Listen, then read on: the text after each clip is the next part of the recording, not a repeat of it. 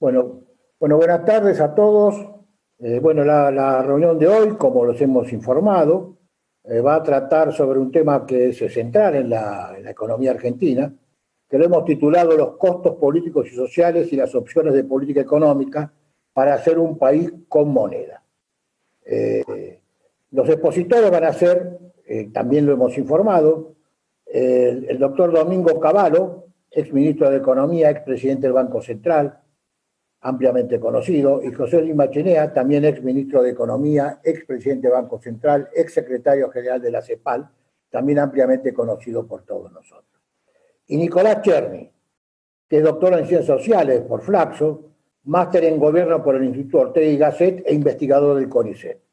Sus áreas de especialización son Economía Política Internacional y Economía Política Comparada. Bueno, el motivo de esta reunión está claro. La idea es discutir qué tenemos que hacer para que la Argentina tenga una moneda, problema que nos ha quejado desde hace mucho tiempo, y por eso hemos invitado a expositores tan calificados como los que hemos mencionado. Cada expositor va a tener 15 minutos y terminadas las exposiciones, vamos a hacer una ronda de 5 minutos para cada uno para que puedan redondear su exposición o responder a alguna objeción que haya hecho alguno de los expositores a su propia exposición. Aclarado esto, damos comienzo a la reunión. El primer expositor, por orden alfabético, va a ser el doctor Cavallo, después lo va a seguir Machinea y finalmente Nicolás Cherny. Terminadas las exposiciones, se abrirá una ronda de preguntas. Si miramos los 30 años que han pasado, desde 1990 hasta acá, vemos el efecto de las dos estrategias. Hay países en los que nunca se pusieron restricciones, sino que se facilitó al máximo el uso en competencia de las dos monedas. El caso más típico es Perú, donde el sol compite de igual a igual con el dólar y hay intermediación financiera en las dos monedas con las mismas características y la gente puede ahorrar en cualquiera de las dos monedas y esos ahorros tienen la misma posibilidad de vehiculizarse hacia inversiones y financiamientos dentro del Perú. Y también Uruguay, también Paraguay, también Bolivia, por ejemplo, y después está nuestro país que durante los 90 tuvo el régimen de convertibilidad y obviamente se podían utilizar indistintamente las dos monedas y además se buscó de que la moneda argentina tuviera las mismas propiedades que la moneda que la respaldaba, que era el dólar. Luego, por la virtual prohibición del uso de la moneda extranjera, que significó la pesificación compulsiva de todos los contratos en moneda extranjera a partir del año 2002, bueno, se avanzó en la idea de que con estas medidas y poniendo trabas al uso o desalentando totalmente, incluso a punto de declararlo en muchos casos ilegal, el uso de la moneda extranjera, eso iba a ayudar a la pesificación como fenómeno permanente y a que la gente decidiera manejarse solo con el peso, con la moneda argentina, tanto para las transacciones de contado como las transacciones financieras y los contratos de mediano y largo plazo, los contratos financieros, por supuesto. Entonces, lo que estamos viendo es que hoy por hoy el grueso de los ahorros de Argentina están en dólares, mucho más que en pesos, me refiero a los ahorros líquidos, ¿no? Y esos ahorros obviamente no están invertidos en el país, no sirven para financiar inversiones en el país, ni proveen financiamiento en el país. Solamente una parte muy reducida, la que está en forma de depósitos en el sistema bancario, que llegó en algún momento a ser de 30.000 millones de dólares, pero que ahora está en en la mitad, alrededor de 16.000, pero con tendencia a reducirse, estaba sirviendo para financiar o prefinanciar exportaciones argentinas, pero incluso ese escaso mecanismo de canalización de ahorros en dólares hacia algún tipo de financiamiento de la actividad económica argentina está tendiendo a desaparecer, primero porque se están retirando los depósitos en dólares del sistema bancario y segundo porque el Banco Central acaba de tomar una decisión de que también se limitan el financiamiento o el acceso al financiamiento por parte de las grandes empresas exportadoras, induciéndolas a que lo consigan afuera. Es decir, prácticamente nada o un porcentaje muy pequeño del ahorro que los argentinos tienen en dólares sirve para financiar inversiones o financiar gastos o financiar capital de trabajo en la Argentina. Y por supuesto no hay ahorro externo, que naturalmente siempre está en forma de monedas extranjeras, y que está dispuesto a financiar inversiones o actividad en la Argentina. Mientras que, por ejemplo, en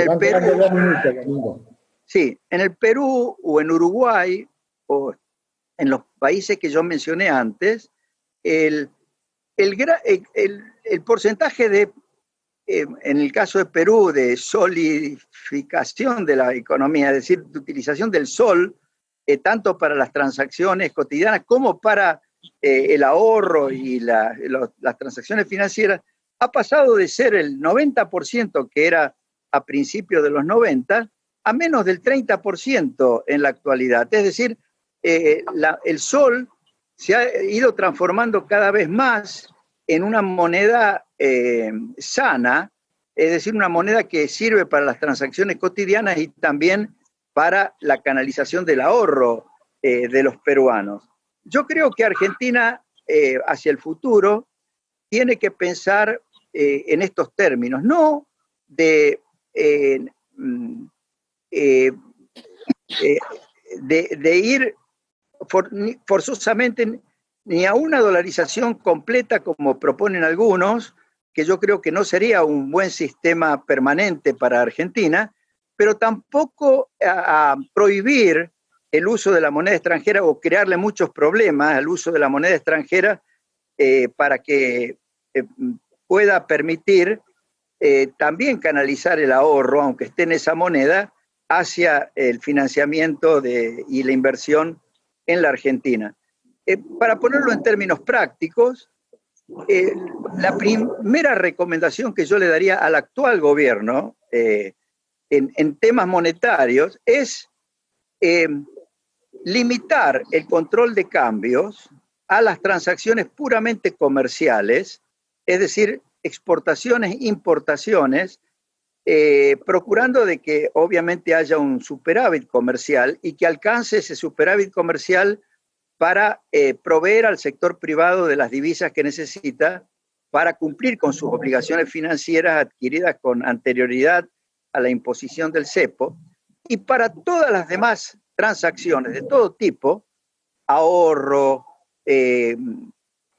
turismo, pago de servicios en general, y también transacciones financieras e incluso inversión directa, se puede hacer totalmente en dólares sin ningún tipo de diferenciación con respecto a la posibilidad de hacerlo en pesos. Es decir, que funcione un mercado cambiario absolutamente libre, pero como mercado marginal, es decir, para todas las transacciones que no se puedan hacer o que no se pueden, que no están obligadas a hacerse o para las que no se provee divisas en el mercado oficial. Mingo, cerrá, por favor. Sí, termino con esto. Esto no significa un régimen permanente de moneda sana, sino que pero viabilizaría la posibilidad de que Argentina, por supuesto, mientras vaya ordenando todos los demás aspectos de la economía y vaya logrando disminuir la inflación e incluso tenga éxito en encontrar mecanismos que compensen a los que ahorran en pesos, perdón, por la pérdida que pueda significar la inflación. En la medida en que avance en esa dirección, la gente va a poder entrar a confiar más en el peso y llegar a un momento en que tendremos una moneda sana, una moneda que inspire confianza a la gente, pero sin haber prohibido el uso, mientras tanto, de la moneda alternativa en la que la gente confía en este momento en base a nuestra propia historia. Por supuesto, esto es apenas un aspecto monetario de lo que yo visualizo como las modificaciones que habría que introducir en las reglas de juego de la economía para pensar que algún día volvamos a tener una moneda sana. Gracias, Domingo. Ahora es el turno de José Luis Machinea. Tus 15 minutos.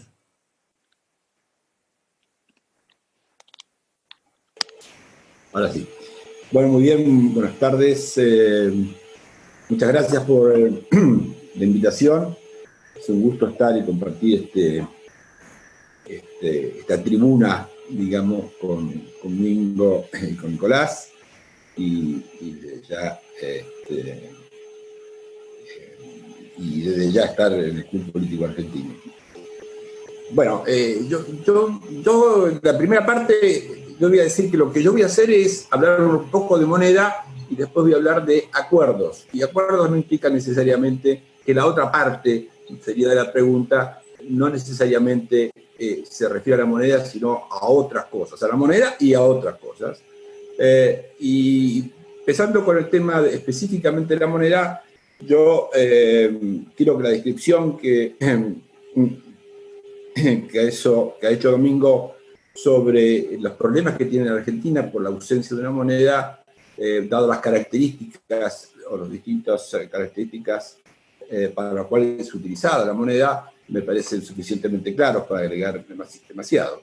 Pero yo reduciría esto básicamente a lo que dijo Domingo. Acá hay una posibilidad de tratar de estabilizar la moneda y por lo tanto se convierte en una moneda creíble a través de políticas económicas relativamente tradicionales quiere decir políticas fiscales, monetarias, políticas de ingreso, etcétera, etcétera, o la idea de una convertibilidad o de una dolarización en el extremo. Entonces, la verdad es que la dolarización tiene una enorme ventaja, que es uno puede estabilizar muy rápidamente. No instantáneamente, pero muy rápidamente.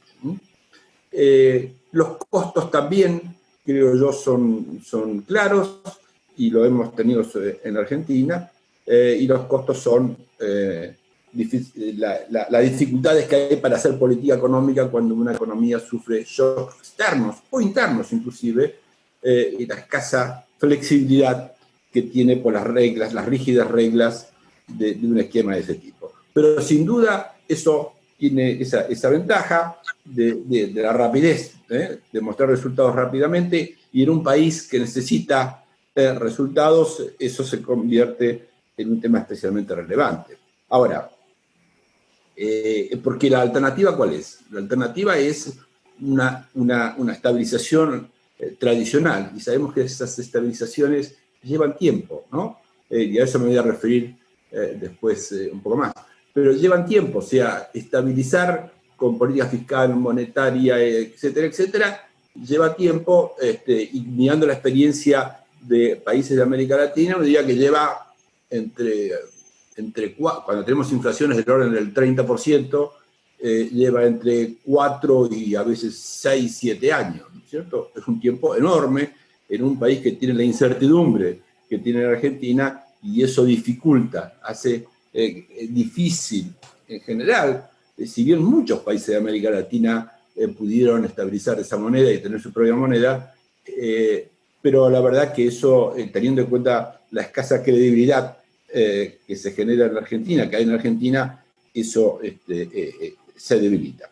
En todo caso, yo diría, hay pros y contras de las dos alternativas.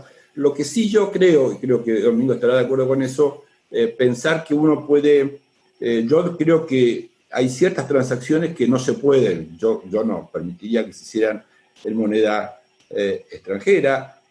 Digo, para poner un ejemplo que sufrimos los argentinos, o varios argentinos sufrieron, es comprar viviendas, ¿no? Con dólares.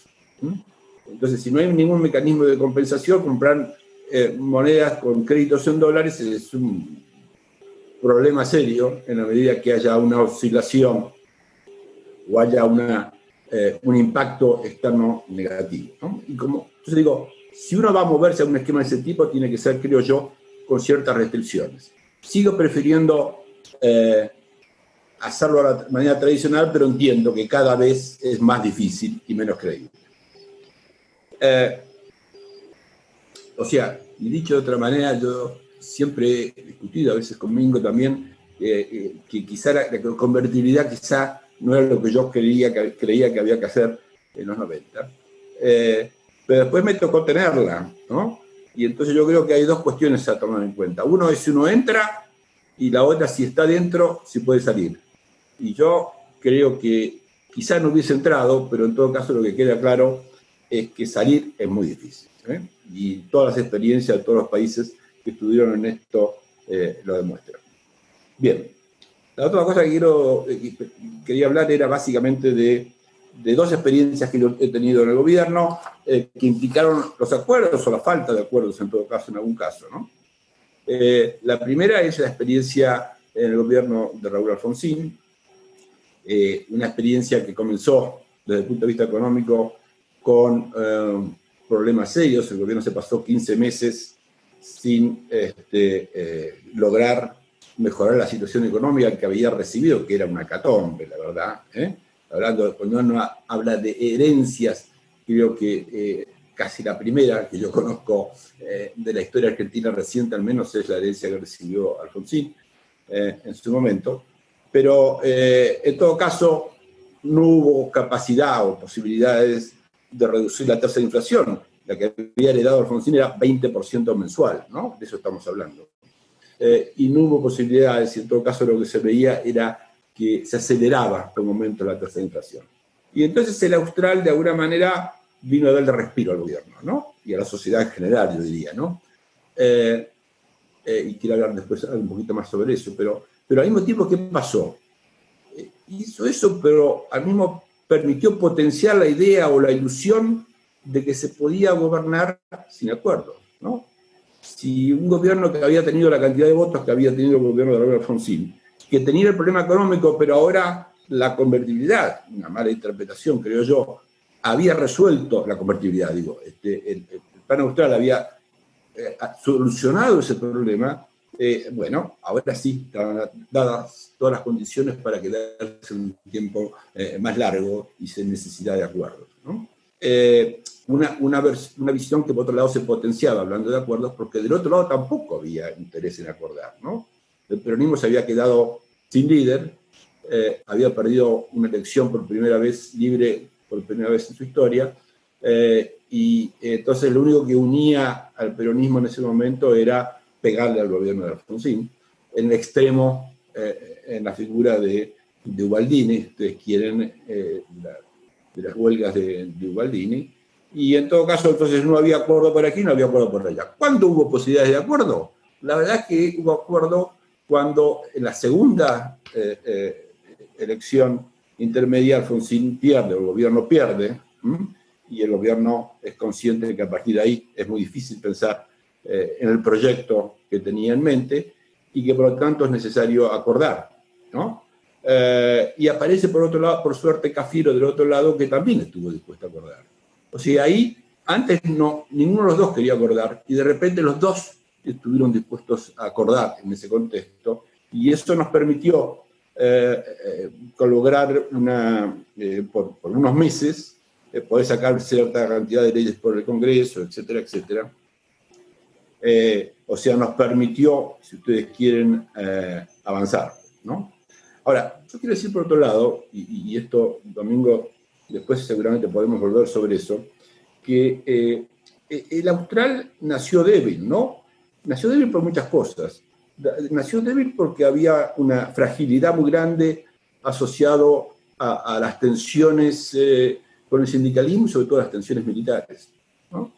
Todo el tiempo, y eso afectaba de alguna manera la marcha de la economía. Nació débil porque tampoco teníamos muchos recursos para compensar, ¿eh? Eso que se hizo durante el gobierno de Menem, de varias de las reformas, y el gobierno tuvo recursos como para compensar a los distintos actores, y facilitar las reformas. Bueno, ahí no había un peso para compensar a nadie, y por lo tanto no había, y eso hacía más difícil cualquier acuerdo estable.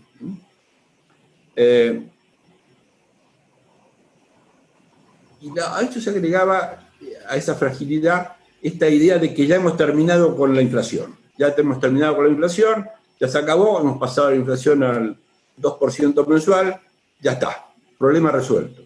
Cuando realmente la estabilización recién comenzaba, ¿no? Y eso le fue quitando, fue generando problemas serios.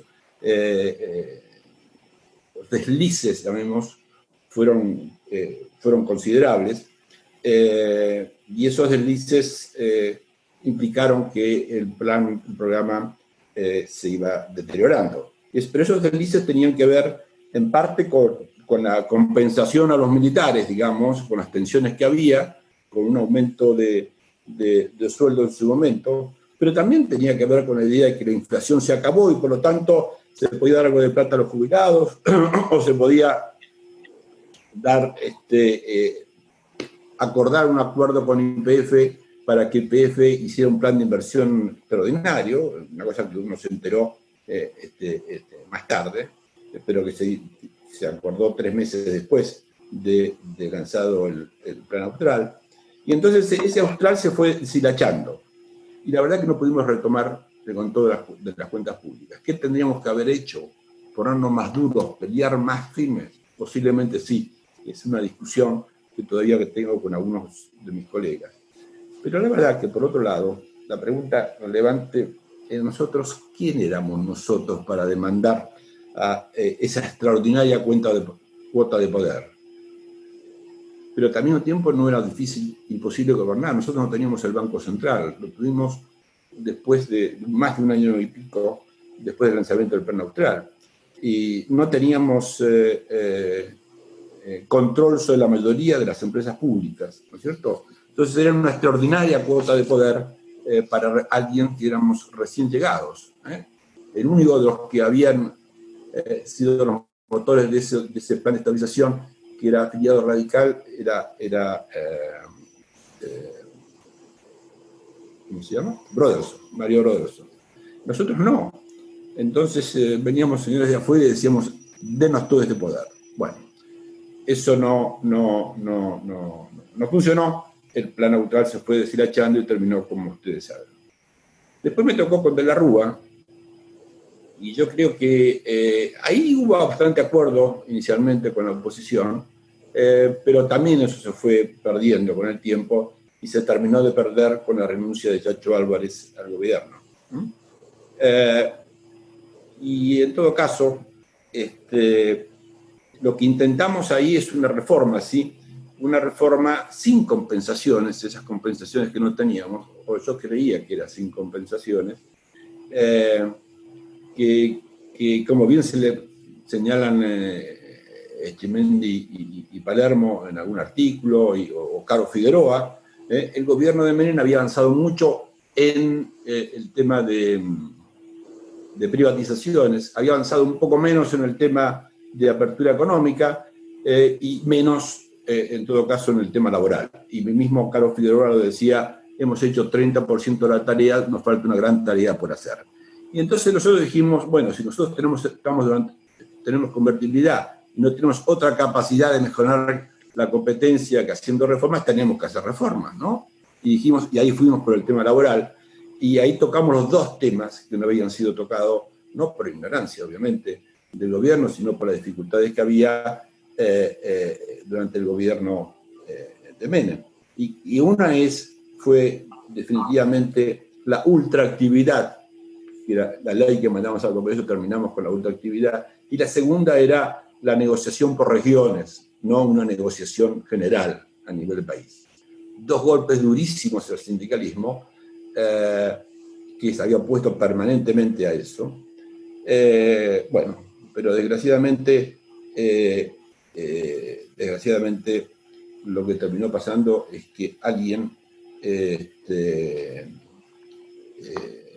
decidió que había que compensar de alguna manera a los, pareciera, ¿no? Todavía, por momentos no puedo creerlo, a los senadores. Digo, no puedo creerlo porque antes de empezar el gobierno nosotros sabíamos que la plata que corría en el Senado, etcétera, etcétera, muy grande. Hicimos una promesa, un compromiso, y fuimos 5 de nosotros, incluyendo el presidente y el vicepresidente. Queda un minuto, Machi. ¿Cuánto? Un minutito. No, dame un minuto. Entonces. Bueno, entonces habíamos hecho un gran acuerdo, pero se ve que alguien nos falló. Bien. Ahora bien, los acuerdos. Cuando hablamos de acuerdos, ¿qué hablamos? Los acuerdos con los empresarios, con los trabajadores, los acuerdos sociales. Yo no creo en eso, los acuerdos sociales. No porque me parezca mal, sino no sé cómo se hace. Llego a una empresa llena de empresarios, de trabajadores, etc., y le digo, a ver, si ustedes qué programa que quisieran. Uno hace un programa, ¿no? Uno lo que tiene que hacer es un programa, y ese programa después tratar de conseguir el acuerdo de los actores sociales. No empecemos al revés. Lo que sí creo es un acuerdo político. Un acuerdo político como fue el acuerdo de Moncloa. El acuerdo de Moncloa fue un acuerdo político, ¿sí?, que tuvo condimentos económicos importantes en ese proceso de transición democrática en España. Entonces, lo que requiere Argentina es, diría yo, definitivamente un acuerdo político para hacer ciertas reformas que, si no, definitivamente no van a terminar pasando nunca por el Congreso. Y necesitamos que ese acuerdo sea un acuerdo reformista al mismo tiempo, ¿no? Por otra parte, no puede ser un acuerdo de shock, porque el shock ya lo hemos tenido. Este año, el producto de este año va a ser, en términos por habitante, 20% menor que el del 2010. ¿Se entiende? El producto por habitante a fin de este año va a ser 20% menor del de hace 10 años atrás. Por lo tanto, pensar que podemos hacer un tratamiento de shock, con lo que implica a veces de costo social, eso es difícil. Pero tampoco podemos esperar toda la vida. Gracias. Ahora le toca el turno a Nicolás. Lo invita. Abrí el micrófono, Nicolás. Sí, ahí habilité. Bueno, primero quería agradecer al club por la invitación, sobre todo a Ricardo y a Tito, que se jugaron por incluir a un tercer expositor que es, digamos, que tiene una orientación y una formación muy distinta a los aportes, a las contribuciones que pueden hacer Domingo y José Luis, que a mí me dan ganas de hacerles preguntas a ellos más que de exponer yo mismo. Pero, si la idea de la mesa es introducir conmigo algo de lo que la politología, lo que llamamos la politología de la economía puede contribuir a este debate, yo, digamos, voy a tratar de cumplir eso. Y lo mío, lo que va a intentar ser es un humilde aporte que parte de la siguiente idea, que es que Argentina es un país que desde que yo tengo recuerdo tiene crisis financieras recurrentes, ¿no? Como la normalidad es la crisis financiera, ¿no? Entonces, como la normalidad es la crisis financiera, me puse a estudiar las crisis financieras desde la ciencia política, ¿no? Yo no soy economista, como ustedes saben, el estudio de las crisis financieras suele estar legítimamente monopolizado por los economistas, de modo que esta contribución va a ser una contribución desde otro lado que no pretende competir, sino complementar de alguna manera esas visiones. Y yo lo que voy a hablar es de cosas que se viene estudiando mucho en ciencia política en los últimos 20, 25 años, en lo que se llama el subcampo de la economía política o la la economía política internacional, y que con la crisis de 2008-2009 dieron un salto grande, ¿no? Ahí esa crisis permitió, ¿no?, que este campo de estudios que venía incipiente y con poca visibilidad se hiciera bastante más visible, ¿no? Entonces hubo experiencia de aplicación de modelos de economía política para estudiar crisis financieras y en particular las crisis de balanza de pagos, ¿no? Entonces mi exposición que no sé si voy a tratar de ceñirme a los 15 minutos, Ricardo me dirá cuándo tengo que cortar, no sabía que eran 15, así que... entonces voy a tratar de traer alguna teoría, un pedacito de alguna teoría para mostrarles algo sobre cómo se está pensando esto y tratar de usarla para aplicarla al caso argentino, ¿no? A los últimos años del caso argentino.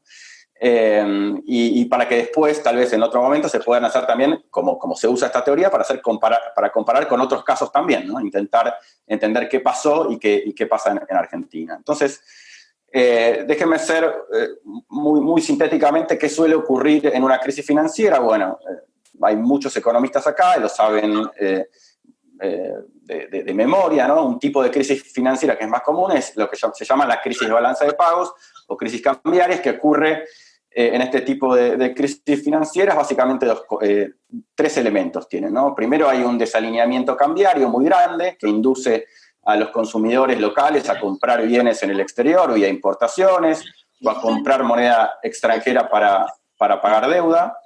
En segundo lugar, hay un micrófono abierto porque tengo a alguien que me habla por detrás.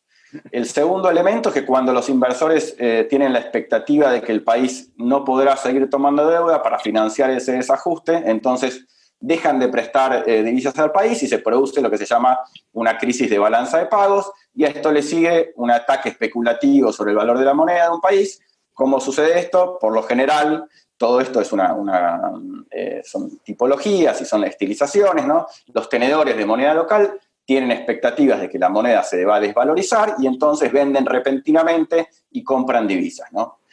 Ahora bien, ¿qué dice esta teoría que les quiero mostrar muy rápidamente? Lo que dice es que los problemas de balanza de pagos lo que hacen es confrontar a los gobiernos con una lista de opciones que son muy poco atractivas. O sea, cuando Machinea o cuando Cavallo están en el Ministerio de Economía y por lo general tienen crisis de balanza de pagos, los ministros de Economía, los decisores de la economía, se enfrentan a dos alternativas que en general son muy malas. A los ministros de Economía se les exige mucho, pero en general están ante dilemas que son malísimos, ¿no? Defender la moneda interviniendo sobre el mercado con reservas o subir la tasa de interés, ¿no? Ambas opciones, como ustedes saben, son dilemáticas, tienen muchos riesgos. El riesgo de intervenir es que nunca puede ser suficiente, como vimos en 2018 y como vimos en muchos casos de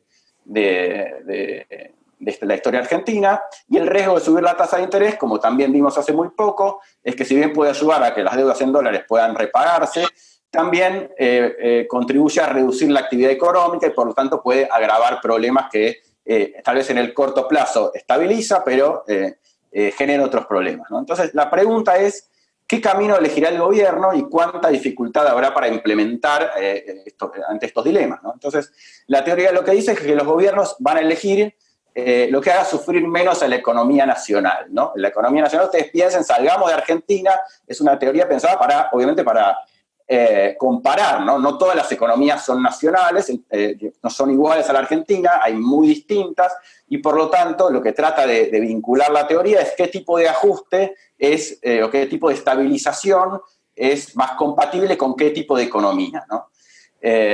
Obviamente no sabemos qué diablos hace sufrir menos a la economía nacional, puede variar, obviamente, ¿no? Y esta teoría que está basada en unos trabajos de Stephanie Walter, sugiere dos respuestas de los policy makers. Obviamente ustedes las conocen, simplemente acá están tipologizadas, y es un ajuste interno o un ajuste externo. ¿A qué es ajuste interno? También todos lo saben. Ajuste interno es básicamente medidas de austeridad y reformas estructurales, y ajuste externo está basado básicamente en una devaluación, ¿no? La estrategia de ajuste que elegirá un país, dice, está determinada por cuán costoso es para un país cada tipo de ajuste. ¿Y cómo se determina eso? ¿Cómo se determina cuál es el ajuste más adecuado para un país? Bueno, acá viene una especie de innovación, que es lo que hace la teoría es trazar perfiles de vulnerabilidad, ¿no? Esto significa que pone en relación los costos de un ajuste versus los costos de otro ajuste. Déjenme mostrarles un cuadrito, si es que puedo compartir, para que vean un poco cómo está estilizado esto, presentado, ¿no? De modo que cada gobierno elegirá el que más se adecue al perfil de vulnerabilidad de un país. Es muy fácil cuando para un perfil de vulnerabilidad un ajuste es claramente más costoso que otro, ¿no?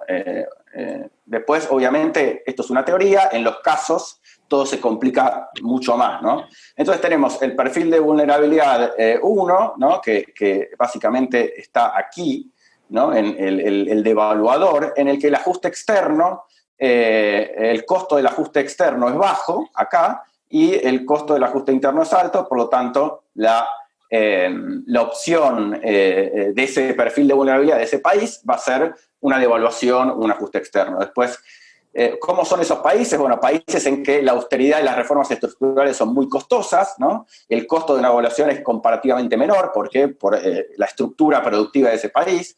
Y un ejemplo de este perfil de vulnerabilidad, por ejemplo, es un país con alto desempleo, un mercado de trabajo muy rígido y un sector exportador muy grande, ¿no? que la devaluación es un beneficio muy grande para una gran parte del aparato productivo.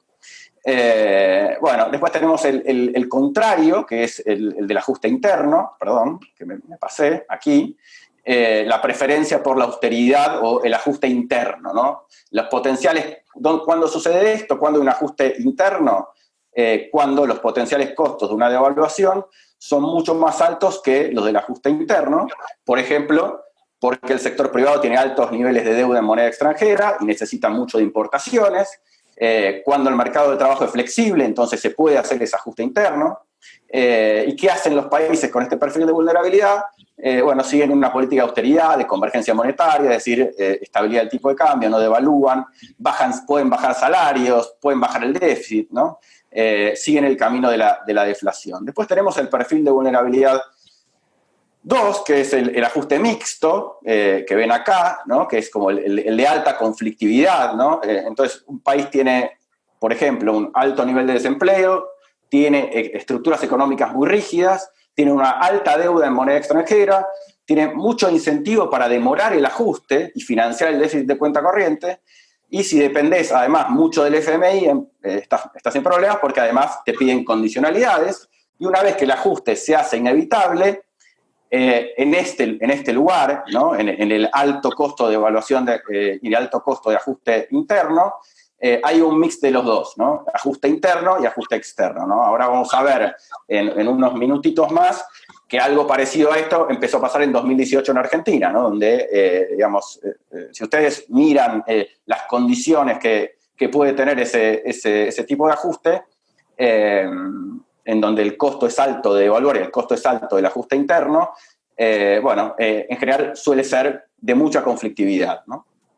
El cuarto perfil de vulnerabilidad es este que ven acá abajo, en el que es el que todo ministro de Economía desea, básicamente, ¿no? Cuando el costo del ajuste interno es bajo y cuando el costo de la devaluación también es bajo, ¿no? Entonces, es el perfil más fácil. Los países que pueden solucionar de un modo más fácil las crisis de balanza de pagos son los que están acá abajo a la izquierda, ¿no? En donde pueden hacer los dos ajustes y no, digamos, los costos no terminan en muy alta conflictividad o no terminan en vetos, ¿no? En vetos de los actores, ¿no?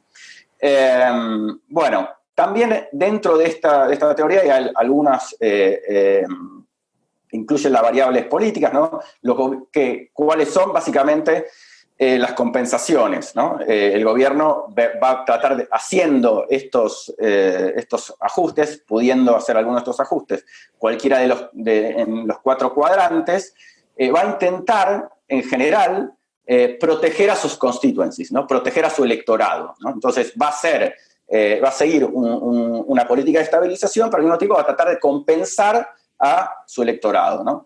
Entonces, los intereses electorales de los partidos van a influenciar el diseño de estas políticas, de modo que van a tratar de protegerlos, ¿no? Por ejemplo, reformas estructurales pueden estar orientadas de forma tal que los beneficios sean para los votantes del gobierno, las subidas tributarias y los recortes sean para los votantes opositores o no votantes, y el gobierno también tomará políticas específicas para proteger a votantes del impacto, por ejemplo, negativo de una devaluación. No sé, por ejemplo, se les ocurre subsidio a las tarifas, congelamiento, etcétera, digamos. O sea, medidas para proteger a los constituencies. Bueno, cada perfil de vulnerabilidad, entonces, lo que va a determinar es la elección del gobierno sobre una estrategia de ajuste. Creo que no me quedan muchos minutos, así que me voy a adelantar un poquito. 3 minutos. 3 minutos, bueno. Entonces, ¿qué es lo que muestran estos perfiles? Bueno, muestran cuán costosa será una devaluación para los individuos o grupos en relación con los costos de un ajuste interno. Bueno, déjenme hacer un muy breve repaso para debatir, si quieren, con ustedes, alguna muy pequeña interpretación en 2 minutos del gobierno, digamos, de la política económica en el gobierno de Macri, ¿no? ¿Cuál es el perfil de vulnerabilidad de Argentina al momento de asumir la presidencia a finales del 2015? Bueno, tenía limitaciones para hacer el ajuste externo, ¿no? Para devaluar, podía traerle problemas, había prometido Macri terminar con el cepo, lo cual inevitablemente lo llevaría a una devaluación cuyos efectos inflacionarios el gobierno juzgaba ya descontados por el mercado, es decir, que la devaluación sacando el cepo se juzgaba ya neutralizada. Eso terminó siendo un error porque tuvo un efecto inflacionario adicional. Como pensaba quitar los subsidios a las tarifas para reducir el déficit fiscal y con ello las fuentes de la inflación, se juzgaba que la suba de tarifas no generaba inflación. Fue también un segundo error. Estos podían impactar en la inflación y una devaluación podía acentuar los efectos sobre el poder de compra. Y una tercera limitación también es que no se suele poner a veces en la balanza o en el análisis, es que el gobierno de Macri había prometido pobreza cero, ¿no? Es decir, estaba tan convencido que bajaría la inflación que con ello la pobreza, que pidió que juzguen a su gobierno por la evolución de la pobreza. De alguna manera se había atado políticamente también a bajar la inflación muy rápidamente, ¿no? Entonces, la devaluación mejora la competitividad, pero reduce, vía el impacto en precios e inflación, el poder de compra de la población, y la devaluación afecta también el perfil de la deuda estatal en moneda extranjera, pero no de los privados que carecen de exposición en moneda extranjera. Entonces, el ajuste interno, el gobierno tenía buenas razones para también juzgarlo políticamente complicado, así como el ajuste externo. Era un gobierno no peronista, con sindicatos fuertes relacionados con el peronismo, y el temor del gobierno a la conflictividad social que podía inducir el kirchnerismo y minar su legitimidad. Ahí termino. Tenía el ajuste, tenía un poder partidario en el Congreso muy limitado y esperaba reforzarlo en las elecciones intermedias, por lo tanto, hacer un ajuste interno tampoco era algo que quisiera hacer, ¿no? Más bien lo quería evitar. Y ajuste era que el kirchnerismo también había sugerido que el gobierno de Cambiemos haría, ¿no? Y la idea del gobierno era desmentirlo con su acción de gobierno, y para ello utilizó atarse como propuesta a la reducción de la pobreza, lo que el gobierno llamó pobreza cero. En suma, había una alta vulnerabilidad, o el gobierno percibía que lo mejor era postergar ambos tipos de ajuste, ¿no? Pero las vulnerabilidades del ajuste interno lo volvieron políticamente conflictivo, y la creencia que los efectos inflacionarios del final del cepo ya habían sido absorbidos por el mercado, subestimaron los efectos inflacionarios del recorte de subsidio a las tarifas y de la creencia de que la inflación podría disminuirse rápidamente, y volvieron al gobierno propenso a arrancar con una devaluación. Entonces, la primera estrategia, como ustedes saben, fue ajuste externo y gradualismo, y la estrategia del gradualismo supuso que los problemas de balanza de pagos eran financiables con deuda, y que por lo tanto en una devaluación inicial consistente con el con el final del cepo era suficiente y que el desajuste fiscal se podía ir resolviendo con el tiempo y gradualmente, toda esta historia ya la conocimos, fue muy debatida. Sin embargo, estaba el temor a los problemas fiscales e inflacionarios. Bueno, entonces, para cerrar un poco acá y dejarlo por ahí para los otros 5 minutos, el gobierno de Macri básicamente empieza acá, ¿no? Empieza con un ajuste externo en 2016, con la salida del cepo, y termina acá, ¿no? Termina en 2018 con teniendo que hacer los dos tipos de ajuste al mismo tiempo, ¿no? Devaluación y ajuste interno, ¿no? En un contexto no controlado, de muy alta conflictividad y en el que va perdiendo legitimidad muy aceleradamente. Bueno, esa era un poco mi contribución, no sé si... Gracias, Nicolás. Ahora, Domingo, tenés 5 minutos y después 5 minutos José Luis y luego vos, Nicolás. Adelante, Domingo. Nicolás, perdón, ¿querés dejar de compartir la pantalla? Sí, ahí voy. Dame un segundo que... Ahí está. Gracias. Sí. Después de haberlo escuchado a José Luis y a Nicolás, quiero clarificar algunos puntos de lo que yo dije antes. Cuando yo entiendo que el régimen de convertibilidad no fue simplemente un sistema de tipo de cambio fijo o de fijar el valor del peso uno a uno con el dólar, como normalmente se considera, sino que lo más importante del régimen de convertibilidad fue legalizar el uso del dólar como moneda también, además del peso convertible. La razón por la cual al peso se lo respaldó en dólares inicialmente y se fijó fue porque la idea que yo tenía era que si no hacíamos eso nadie iba a utilizar el peso, se iba a utilizar solamente el dólar y íbamos a una dolarización total de la economía, y yo consideraba que no era lo mejor como régimen permanente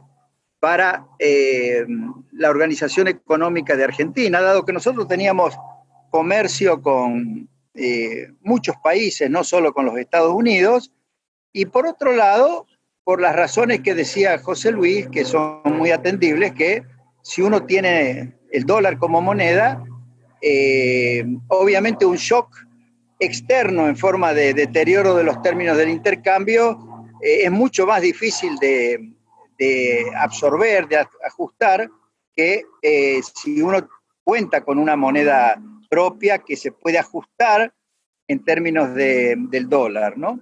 Ahora, para eventualmente algún día tener moneda argentina sana y confiable, como la tienen hoy los peruanos y los uruguayos y otros países que sin embargo también dejan que se utilice el dólar como moneda si los ciudadanos quieren usarla, era necesario crear la moneda nueva, el peso convertible, de la forma como se han creado todas las monedas fiduciarias del mundo, antes de ser moneda fiduciaria, es decir, con una moneda patrón para que sea utilizada.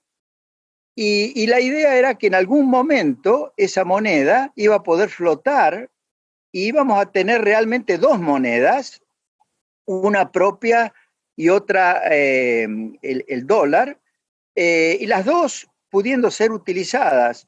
En realidad eso es lo que, y por supuesto, política monetaria en el sentido estricto, como se menciona en los libros de texto, se iba a poder hacer recién cuando tuviéramos la moneda propia, creíble y desatada del dólar, flotando frente al dólar. A partir de ese momento podríamos tener una política monetaria que tratara, por ejemplo, de atenuar los shocks tanto externos como el ciclo económico interno. Pero ese momento, que pudo haber llegado, en mi opinión, en el año 97, y yo lo explico esto en los libros que escribí, lamentablemente no llegó, y creo que podría haber llegado también en el 2002 o en el 2003, pero bueno, ese momento no llegó y todo el experimento, digamos, se tornó en un experimento fallido. Pero lo más negativo de todo para el futuro de la economía argentina no fue el hecho de que no llegáramos a tener un peso convertible y flotante, es decir, como herramienta para hacer política monetaria, sino que se destruyó la posibilidad de que también se utilizara el dólar. Y eso fue la pesificación compulsiva de la economía que decretó Duhalde. Esa pesificación compulsiva significó una violación flagrante de todos los contratos de mediano y largo plazo, los contratos financieros, y por supuesto un gravamen tremendo para los ahorristas que habían confiado fundamentalmente en dólares, ¿no? Y a partir de ahí se desorganizó totalmente la economía. Por eso el tema, para mí, la cuestión fundamental para pensar en un sistema monetario que pueda funcionar en el futuro es que no se puede organizar la economía, una economía como la Argentina, sin dar seguridad de que los contratos que se hagan también en dólares, y sobre todo los contratos que sirvan para vehiculizar los ahorros de los propios argentinos hacia la inversión y el financiamiento en la Argentina, sean contratos que se van a respetar y que la gente confíe en que se vayan a respetar. Por favor, Domingo. Sí, si no se consigue eso, entonces obviamente que es imposible pensar en un buen sistema monetario para la economía argentina. La cuestión de la estabilidad del tipo de cambio es una cuestión que depende de muchos otros factores y que obviamente no se puede establecer en forma compulsiva. Pero además quiero otra aclaración muy importante, en todo caso después la desarrollo, en relación al análisis que hace Nicolás. Yo creo que las crisis argentinas no han sido típicas crisis de balanza de pago, de ninguna manera. No fue crisis de balanza de pago la del final del gobierno del doctor Alfonsín, no fue crisis de balanza de pago la de la convertibilidad. Quizás la única que fue crisis de balanza de pago fue la del periodo de Macri, ¿no? Pero las crisis que hemos tenido en Argentina, y me voy a referir a dos. Domingo, tenés que cerrar, si no, no queda tiempo para las preguntas. Sí, pero déjame explique. Las crisis son crisis financieras, son crisis como la del 2008 en los Estados Unidos, y tienen que ver con la marcha hacia la insolvencia de los bancos como consecuencia de la incapacidad de pago de los deudores.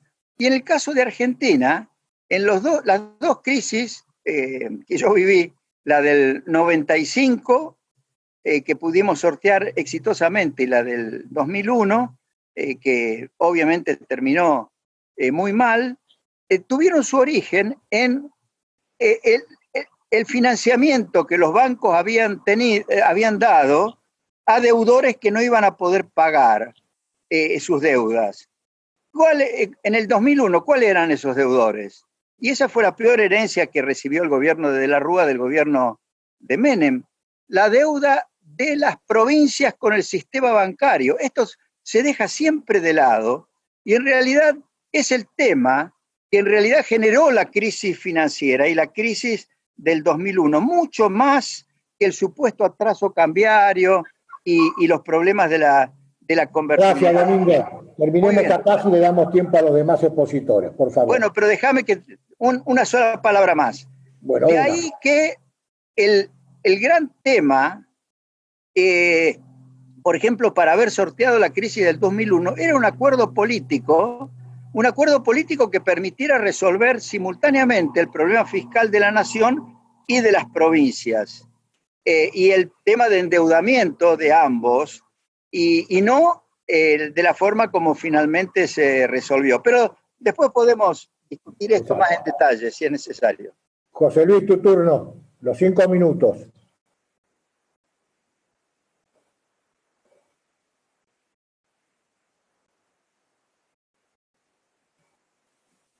José Luis, tenés que abrir el micrófono. Abrí el micrófono, José Estás Luis. muteado.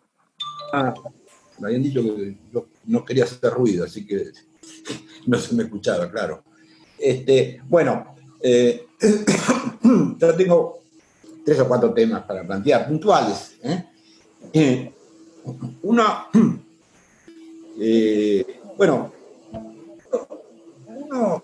con respecto al Nicolás, no entendí por qué el gobierno de Macri vos lo pusiste que no hubo devaluación, porque una súper devaluación. Me pareció que pusiste un cuadrante como que arrancó sin devaluación, y la devaluación por el lado de importaciones fue del orden del 50%, ¿no? Así que yo creo que arrancó con una extraordinaria devaluación y creo que se fue el problema serio inicial del gobierno, ¿no? Porque creyeron que todo se había pasado a precios y no se había pasado a precios. Y cuando devaluaron, finalmente... Correcto, es correcto, José Luis. Ok.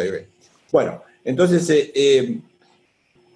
después tenemos el tema de la crisis de balanza de pagos.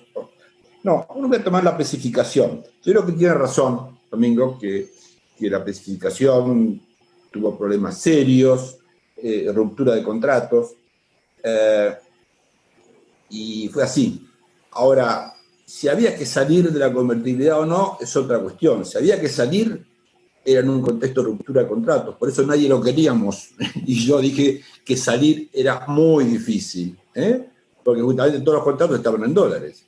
Y yo creo que vos tenés razón, Domingo, pero esto lo sabés vos mejor que yo, que vos trataste de cambiar en parte de entrada. A mí me parece que en el 2002, dándote cuenta de algo que había pasado de apreciación, etcétera, etcétera, de cambiar un poco las reglas y decir justamente lo que acabas de decir ahora. Y en el fondo iba a haber 2 monedas, etcétera, etcétera, y la reacción del mercado fue, corramos, Caballo enloqueció. Y entonces la reacción tuya fue convertibilidad para siempre, ¿no? Y yo lo entiendo, estando ahí. Pero fue una reacción mala del mercado ante una no mala idea. Entonces, yo creo que lo que sí termina pasando es que cuando uno hace la apuesta a fondo ya para que le crean, lo que hace es terminar dolarizando todo, ¿no? Y ahí me parece que terminó dolarizando todo, porque todos los contratos se hicieron en dólares, porque hubo ya incentivos que creo que no tiene que haberlo aún un sistema bimonetario fuertes para que la gente tuviera depósitos en dólares, préstamos en dólares. Todo el mundo operó en dólares como si nada, y ese creo que es un problema. Cualquier idea de tener un esquema bimonetario que uno puede discutirlo, me parece que de cualquier manera tiene que tener ciertos elementos o ciertos criterios para no afectar efectivamente ciertas actividades, ¿no es cierto? O sea, yo creo que la tercera cosa que quiero decir es crisis de balanza de pago. No, yo creo que las crisis de balanza de pagos han sido importantes en Argentina, pero eso da para una larga discusión, quizás tomando un café, pero y yo creo que la crisis de la salida de Alfonsín fue una crisis de balanza de pago, no porque no hubiera otros problemas, fue una crisis de balanza de pago porque hubo corrida ¿y por qué hubo corrida? En parte por los errores del gobierno, pero aparte hubo corrida porque las cosas que decía Menem que iba a hacer, le dieron miedo a todo el mundo, dijo que iba a devaluar, que iba a bajar los salarios, iba a subir los salarios 100%, y todo el mundo salió corriendo, ¿no? Y salió corriendo, ¿qué significa en la Argentina? Tratar de dolarizarse lo más rápido que pueda. Así que ella terminó siendo, yo creo, una crisis de balanza de pago. No es que no hubiera otros problemas, pero terminó siendo una crisis de balanza de pago alimentado por las debilidades del gobierno, pero alimentado también por el deseo de correr. Y lo último que quiero decir... José Luis. Bueno, pero lo último que quiero decir es un solo punto. Lo mío es, a veces uno tiene un problema con los contratos. A mí un colega me dijo, la vez pasada, estaba haciendo un seminario, me dice, contando los casos en que se rompieron contratos en Argentina. Y me dijo, un día, una de las cosas que se rompió un contrato en la Argentina fue con lo que ustedes hicieron con el Austral. Porque pasaron los contratos, dijeron lo que tenía tasa de interés del 30%, ahora le vamos a pagar 4%, ¿no? Y yo dije, wow, ¿por qué a esa persona se le ocurre que romper un contrato es eso? Cuando el disparate hubiese sido bajar la inflación de 30 a 2 y mantener tasa de interés de 28, de 24%. O sea, en ese caso tenía sentido hacer la ruptura de los contratos porque eso lo que era compatible con la nueva realidad económica. Bueno, después la seguimos. Nicolás, tu turno. Bueno, primero dos aclaraciones. Una es que no dije que no hubo devaluación, tal vez en realidad lo que intenté decir es que se subestimó el efecto de la devaluación sobre los precios. Eso fue lo que intenté contar ahí. La segunda es, lo segundo que quiero decir es que que hoy seguimos en crisis financiera, ¿no? Es que, digamos, hay también una cosa que es que el cepo, ¿no? El cepo cambiario lo que hace a veces es anestesiar durante mucho tiempo como si hoy no estuviéramos en crisis financiera, que de algún modo la expectativa de que la renegociación de la deuda nos sacara de la crisis financiera, ¿no? Y volvamos a cierta normalidad, incluso se pudiera, la expectativa de que el cepo se iba a poder sacar cuando la negociación de la deuda terminara. Entonces, solo para poner en perspectiva, ¿no? que a veces tener el cepo es simplemente alargar una crisis financiera que no se termina de resolver, ¿no? Y después quería hacer, creo que 3 observaciones muy cortitas, saliéndome un poco de la cosa un poco estructurada que presenté, 3 reflexiones, ¿no? La primera es que son más bien preguntas, ¿no? ¿Se puede tener una moneda estable cambiando la orientación del Banco Central de un gobierno a otro tan rápidamente, ¿no? Esta es una pregunta que me hago, ¿no? Vean el título, yo ahora me tomé el trabajo, vean el título de las 2 entrevistas que hizo Fontevecchia en Perfil al presidente del Banco Central en 2018 y al presidente del Banco Central en 2020. Es como 2 mundos distintos directamente, ¿no? No 2 orientaciones distintas. En una dice, vamos por el 15%, y en otra dice, el dólar a 140 es un disparate, ¿no? O sea, en el tiempo que pasó es mínimo, ¿no? Entre esas 2 orientaciones que vemos. La segunda reflexión es sobre la funcionalidad política de la inflación sobre la funcionalidad de la inflación para la política, ¿no? La inflación, todos dicen que hay que sacarla, que hay que terminar con ella, pero hablemos también de que cumple un rol que es funcional muchas veces para los políticos, para los gobernantes, porque por un lado posterga el ajuste porque financia el Tesoro con emisión, pero al mismo tiempo también facilita el ajuste, ¿no? ¿Por qué? Porque después puede recaudar e intervenir en las paritarias, entonces puede hacer el ajuste sin decirlo, ¿no? La inflación. Entonces, hablemos también de la funcionalidad de la inflación a veces para la política y por qué persiste tanto la inflación, ¿no?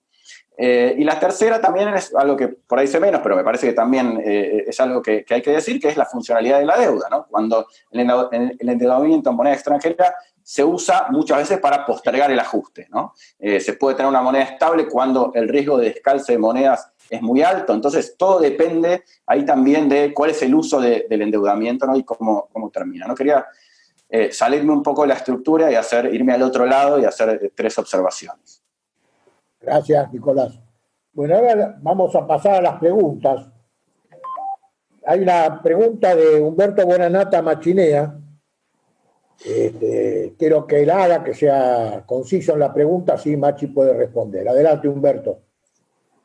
Muchas gracias, Ricardo. Muchas gracias a los 3 disertantes, especialmente al Mingo, que ya se ha convertido en un columnista ad honorem de nuestro diario notiar.com.ar. Ahora para José Luis esta pregunta.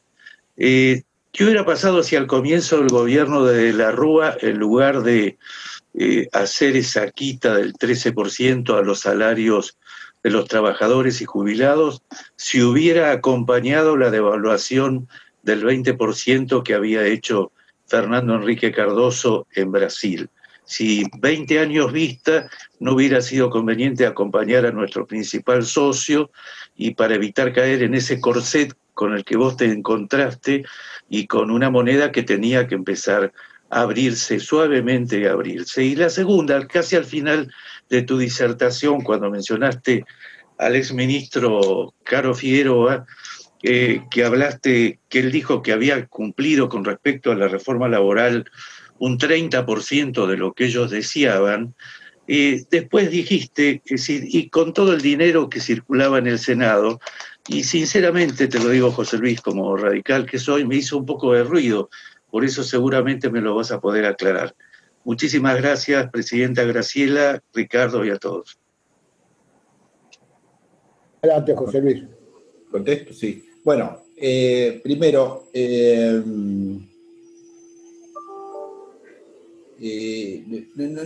no entendí muy bien la primera parte, digo, de evaluación. Vos decís que, ¿por qué no devaluamos 20% de entrada? ¿Por qué no acompañamos la devaluación de Brasil en lugar de recortar los salarios? Bueno, eso era devaluar en Argentina, y eso era romper con la convertibilidad y romper todos los contratos. Sí. Bueno, no, está bien. Lo que pasa es que romper todos los contratos tiene un costo fenomenal, sobre todo en una situación como esa, porque todos los contratos estaban dolarizados y por lo tanto había una cantidad de ganadores y perdedores extraordinarios, ¿no? Como consecuencia de ruptura de contratos. Ese es el problema de salir de la convertibilidad. Es muy difícil porque los contratos están básicamente en dólares, o estaban básicamente en dólares, y salir de la convertibilidad significaba esa ruptura. No, yo no es que tengan problemas con romper algún contrato en una situación muy especial como la que yo mencioné antes, pero sí en ese caso es una ruptura generalizada, y entonces la sensación que uno tiene es, esta gente se volvió loca al hacer eso, y se volvió loca, salgamos corriendo de aquí, digamos. Yo creo que no había margen para eso, sino una crisis mayor y más profunda. A lo mejor había que haberlo hecho de cualquier manera, porque necesitábamos esa crisis porque había que salir del corsé de la convertibilidad, pero que hubiese sido así de fácil, igualamos a Brasil 20%, no. Hay la ruptura generalizada de todos los contratos de la economía. Y lo último que quiero decir del Senado es que, bueno, ya ahí más que la impresión que tengo es alguna información que uno tiene, que obviamente debe ser equivocada, etcétera, es que en su momento había, en la época de Menem, algunos estímulos a los miembros del Parlamento, en algunos casos, para aprobar ciertas leyes. A lo mejor, como digo, yo no tengo prueba de esos, así que quizá hablé de más, y si en ese caso retiro lo dicho, pero eso es lo que quise decir, que se escuchaba fuertemente en ese momento. Gracias. Muchas gracias. Bueno, ahora hay un comentario de Luis Rapoport, quiere hacer un comentario, le pido a Luis que sea breve y conciso, por favor. Adelante, Luis. Luis. Bueno. Veo que no está Luis. Seguimos con una pregunta de Moabro a ambos. Luis, a Domingo. No, perdón. Luis tenía cerrado el micrófono. Tenía cerrado el micrófono. No, el tema es la ruptura de los contratos. Existió, pues existió la convertibilidad. O sea, José Luis dice, no quería salir de la convertibilidad, no romper los contratos, pero los contratos los terminó rompiendo el mercado, porque la convertibilidad inevitablemente se rompía. Pero se vincula con un comentario sobre Nicolás. Me parece que sería interesante analizar la motivación de los políticos un poco más profundamente y no referirla solamente al costo para el país o a los constituencies, y sobre todo analizarlo en los momentos del boom, no en el momento del ajuste. Pienso digamos, después del golpe inflacionario del 2002, la Argentina vivió varios años sin inflación significativa, con un dólar fluctuante, una moneda fluctuante, y la verdad que hubo una motivación y una decisión deliberada de volver a la inflación al extremo de que se rompió el INDEC. Y ahí, digamos, hay que trabajar un poco, se me ocurre, por ahí ya lo trabajaron, que no hay ajuste sin un boom previo, y cuál es la motivación de los políticos a la hora del ajuste. Ustedes algo lo analizan, aunque piensan en términos del país. No creo que los políticos piensen en términos del país, piensan en términos de sus motivaciones, que no siempre son las del país. Y sobre todo hay que analizar el momento del boom. Buen día, Luis. No, terminé. Ah, muy bien. No sé si alguno quiere hacer algún comentario alrededor de este comentario. Sí, yo quiero hacer un comentario. Bien, yo también. Esto, vuelvo a insistir que la convertibilidad tenía dos ingredientes. Uno era la legalización del uso del dólar para todo tipo de contratos en forma muy amplia y libre, y otro, la creación de una moneda convertible respaldada en dólares y con tipo de cambio fijo en ese momento, ¿no?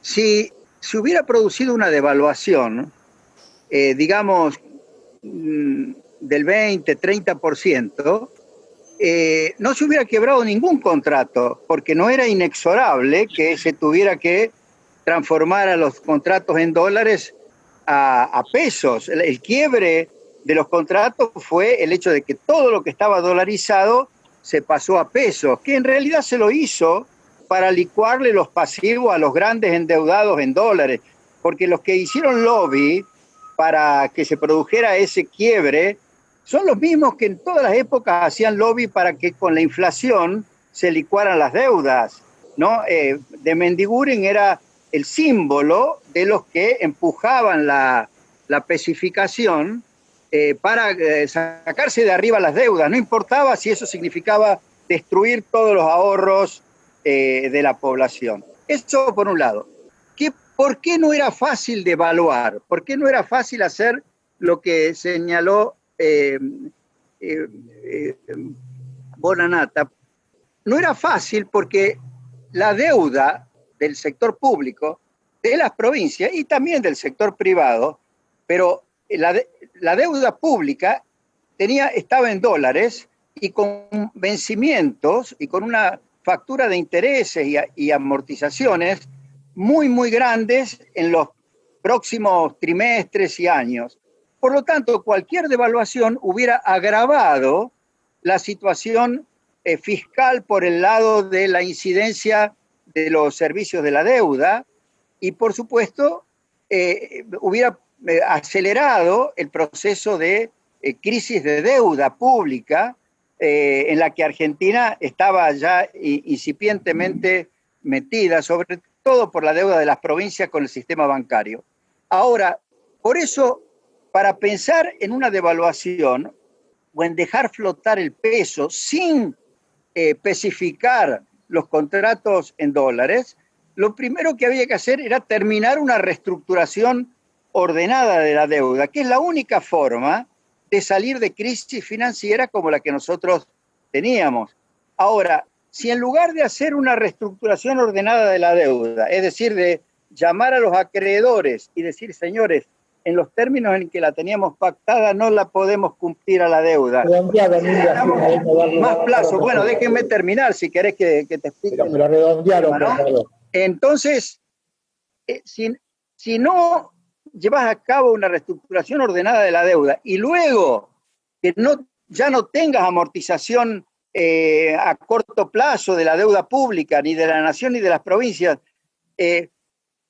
y tengas una factura de intereses que la podés afrontar con los recursos normales del Estado, entonces ahí sí podés dejar flotar y ahí tendrías una devaluación a lo mejor del 20, 30%, que al sector privado le hubiera creado también inconvenientes, pero esos inconvenientes al sector privado lo podías resolver por las vías normales que tienen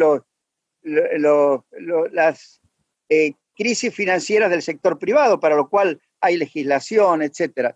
En fin, la devaluación no hubiera sido, o la libre flotación no hubiera sido un quiebre de ningún contrato si previamente se hacía una reestructuración de la deuda pública de la nación y de las provincias. Esa reestructuración estaba en marcha. Lamentablemente, los que querían en realidad la destrucción de toda la base contractual, que era la especificación para sacarse de arriba todas las deudas, convencieron a los líderes políticos de ese momento de que era inexorable hacer la especificación, y ahí sí destruyeron toda la base contractual de la economía. O sea que eso no era inexorable para un régimen de convertibilidad, eso era destruir el régimen de convertibilidad. Gracias, Mingo. Ahora hay una pregunta de Moabro dirigida a José Luis. Yo tengo un problema, yo quiero decir algo. Dale, adelante, José Luis. Trato de hacerlo lo más rápido posible. Primero de Luis, yo le agradezco a Luis eso que era obvio que se iban a romper todos los contratos. Digamos, no había ningún economista en ese momento, si vos conocés a alguno, presentámelo, que dijera que había salido de la convertibilidad. Y el 70% de la gente quería mantener la convertibilidad, pero vos seguramente lo sabías. Me pasa como mis peluqueros me dice, si todos sabían. Digo, ¿quién te lo dijo? Y me lo dice todo. Sí, ¿cuándo te lo dicen? Ahora. Bueno, entonces yo, eso de que era obvio, dejémoslo, y en todo caso sí es una discusión si había que salir o no había que salir, pero quiero volver ahora, sí, a lo de Cavallo, porque sí creo que allí tenemos una diferencia mayor, digamos, ¿no? A ver, la deuda de los privados también es un problema, no solamente para la devaluación. Mingo, vos te acordás del 82, digamos, con la devaluación el sector privado quedó patas para arriba, ¿no? Y hubo que encontrar mecanismos para compensar eso de alguna manera. Y pasa siempre. ¿Y qué es lo que pasaba durante la convertibilidad? Que todos los contratos estaban en dólares. Y eso significa, todos los contratos son todos los contratos, los alquileres estaban en dólares. Digamos, las deudas comerciales estaban en dólares. Digamos, o sea, esa idea de que se arregla un poco el sector privado, depende. Digamos, si es del 2% la devaluación, supongo que sí. Si es del 20%, estoy seguro que no. Y si es 10%, digo, mucho ruido. O sea, que implicaba una ruptura generalizada de contratos porque los contratos de todo el mundo no se podían pagar de acuerdo a lo que la gente pensó cuando lo hizo. Y la gente pensó cuando lo hizo que la dolarización se iba a mantener. Gracias. Bueno, pero con ese criterio, José Luis. Domingo, espera. No entremos en un debate. Espera un minuto. Hay una pregunta de Moabro a ambos, a José Luis y a Domingo Cavallo. Adelante. ¿Dónde estás? Moabro. Se van todos. Se mancó. Bueno. Horacio. Hay una pregunta. Hola, ¿estás? No, bueno. Hay una pregunta. No está sentado. Está escrita la pregunta. ¿Es posible pensar en que la economía gane confianza cuando hay evidentes diferencias políticas internas en el gobierno e inexistencia de plan? ¿Pero quién la quiere contestar? Creo que estaríamos los dos de acuerdo que no es posible. No. De acuerdo. Bueno, hay una pregunta de Ricardo Gerardi. Ricardo. Hola. Ricardo escribió: si la tenencia o ahorro en dólares se canalizaran exclusivamente para inversiones productivas, ¿qué contraindicaciones podría tener? Perdón, de vuelta. Si la tenencia o ahorro en dólares se canalizaran exclusivamente para inversiones productivas, ¿qué contraindicaciones podría tener?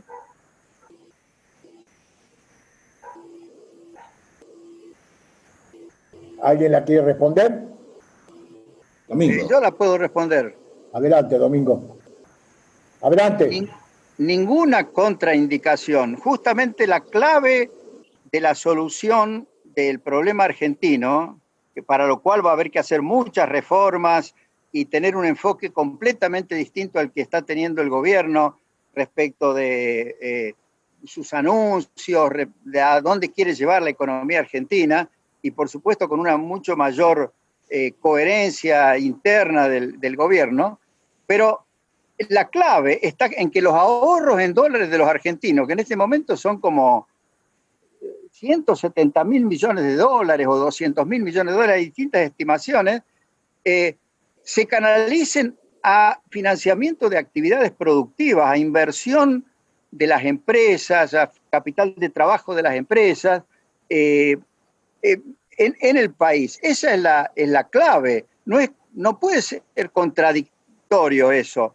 Y yo creo que no hay que tenerle miedo a que, por ejemplo, si se encontrara la forma de que todos esos ahorros se canalizaran a través del mercado de capitales argentino o del mercado financiero, si se lograra que el mercado financiero y las reglas del mercado de capitales inspiraran confianza como para que los argentinos apliquen esos fondos, todos esos fondos ayudarían a financiar precisamente la necesaria inversión, el capital de trabajo, habría capitales para los emprendedores con nuevas ideas en Argentina, y esa sería la solución del problema argentino, ¿no? Ahora sí, con el tema de que no es conveniente que se den préstamos en dólares, vamos a inhibir el uso del dólar en la intermediación financiera de Argentina, ahí sí nos atamos de pies y manos y el ahorro no se va a canalizar a la inversión productiva.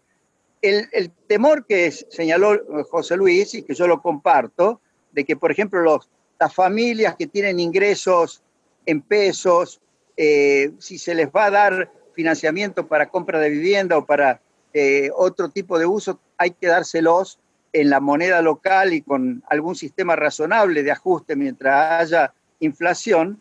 Es cierto, pero para todo lo que es la actividad empresarial, ¿por qué vamos a obligar a las empresas a que busquen financiamiento emitiendo obligaciones negociables en el exterior bajo ley extranjera si es que hubiera suficientes ahorros en dólares en Argentina para ser canalizados al financiamiento de la inversión y de la actividad económica dentro del país?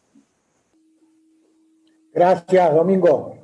Ahora pide la palabra Carlos Kramer, al que le pido que sea breve, por favor. Adelante, Carlos. Brevísimo.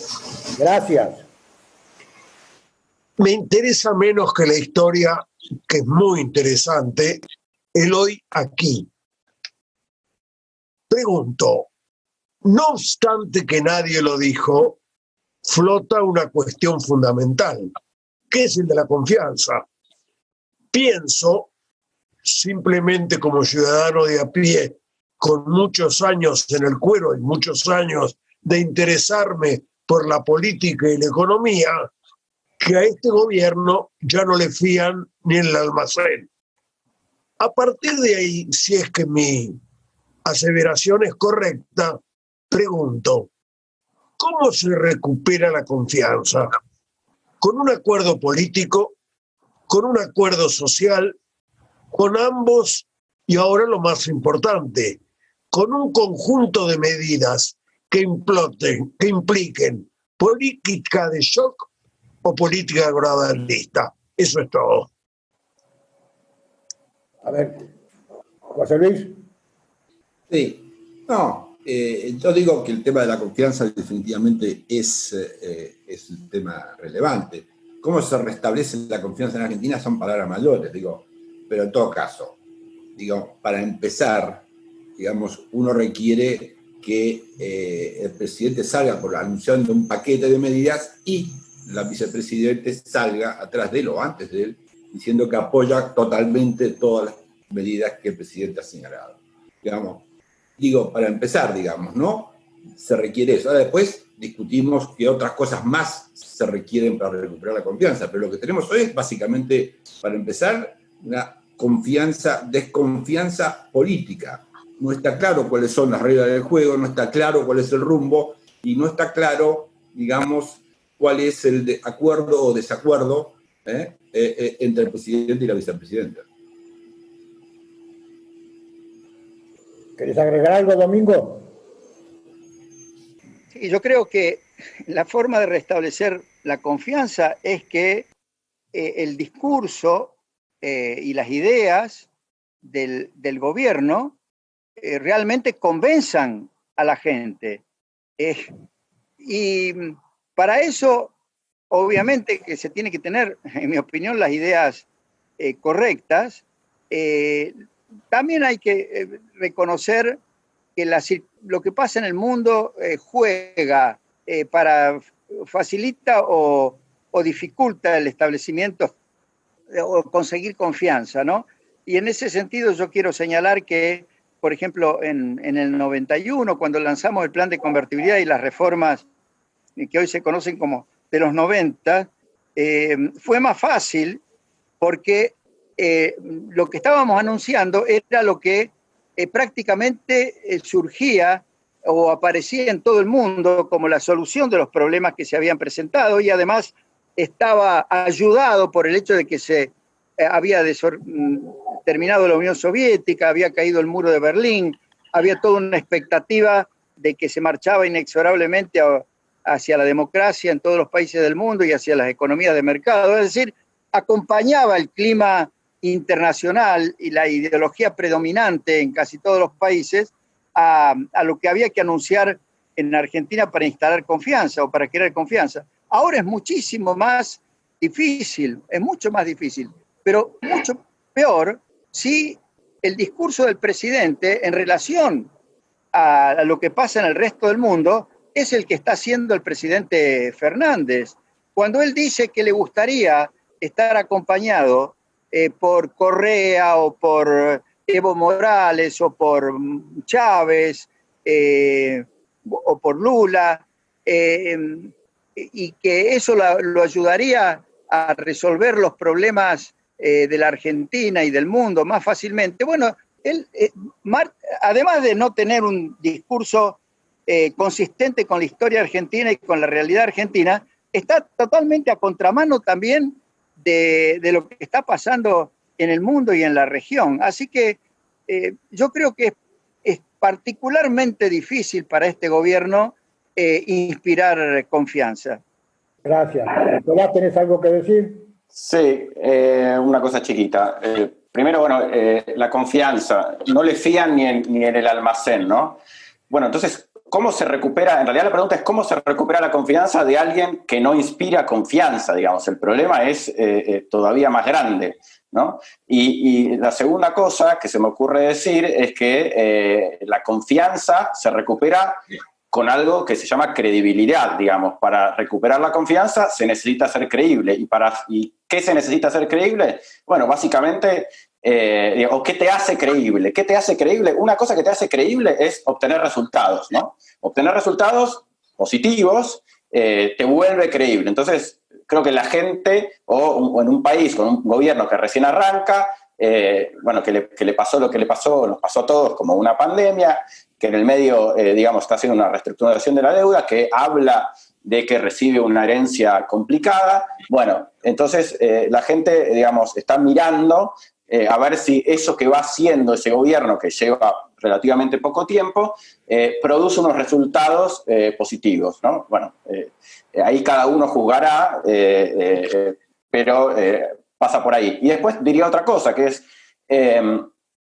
la credibilidad, digamos, uno podría separar en que se necesitan instituciones creíbles y líderes creíbles, ¿no? O alguna de las dos, ¿no? Entonces, bueno, por ejemplo, digamos, se me ocurrió la comparación con Trump, ¿no? En Estados Unidos. Es un líder que es básicamente bastante destructivo, pero con instituciones en Estados Unidos que limitan ese carácter destructivo que tiene Trump. Entonces, bueno, en Argentina creo que tenemos que evaluar las dos cosas, ¿no? La credibilidad de los líderes y la credibilidad de las instituciones. O sea, el Banco Central es una institución, ¿no? Digo, para poner un ejemplo, ¿no? ¿Cuánta credibilidad tienen las instituciones en Argentina y cuánta credibilidad tienen los líderes que gobiernan y los líderes de la oposición también? O sea, no es solo los líderes, digamos, los que pueden llegar a ser potencialmente alternativa a esos líderes. Gracias, Nicolás. Guillermo Rosenbuser quiere hacer un comentario y me pidió permiso. Adelante, Guillermo. Muchas gracias, Ricardo. Voy a ser breve.